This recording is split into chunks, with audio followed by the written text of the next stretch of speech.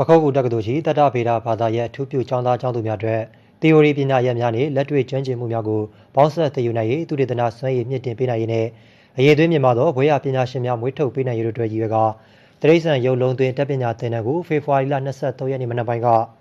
ပခုတ်ကူတက္ကသိုလ်တတဗေဒဌာနမှဖွင့်လှစ်ပို့ချပါသည်သင်တန်းမှာပခုတ်ကူတက္ကသိုလ်ခေတ္တပါမောက္ခချုပ်ဒေါက်တာတင်ထွန်းအောင်ကအဖွင့်အမှာစကားပြောကြားပြီးတတဗေဒဌာနမှပါမောက္ခဌာနမှဒေါက်တာလဲ့လဲ့ထွန်းကသင်တန်းဖွင့်လှစ်ရခြင်းရွေးချက်များအားရှင်းလင်းပြောကြားပါသည်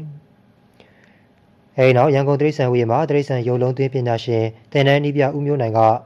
တရိษံရုပ်လုံးသွင်းအတတ်ပညာဆိုင်ရာများအားရှင်းလင်းပြောကြားပြီးခေတ္တပါမောက္ခချုပ်နှင့်တာဝန်ရှိသူများကသင်ထောက်ကူပစ္စည်းများလှည့်လည်ကြည့်ရှုကြပါသည်။အဆိုပါသင်တန်းမှာပခုတ်ကူတက္ကသိုလ်တတဗေဒမှာပထမနှစ်မှမဟာသိပ္ပံဒုတိယနှစ်ထိကျောင်းသားကျောင်းသူ84ဦးတက်ရောက်မှာဖြစ်ပြီးကျွတ်ကြက်ဘဲငှက်ငါးနှင့်ပဇွန်တရိษံများရုပ်လုံးသွင်းတဲ့အတတ်ပညာရပ်များကိုဖေဖော်ဝါရီလ26ရက်နေ့ထိစာတွေလက်တွေသင်ကြားပို့ချပေးသွားမှာဖြစ်ကြောင်းသိရှိရပါတယ်ခင်ဗျာ။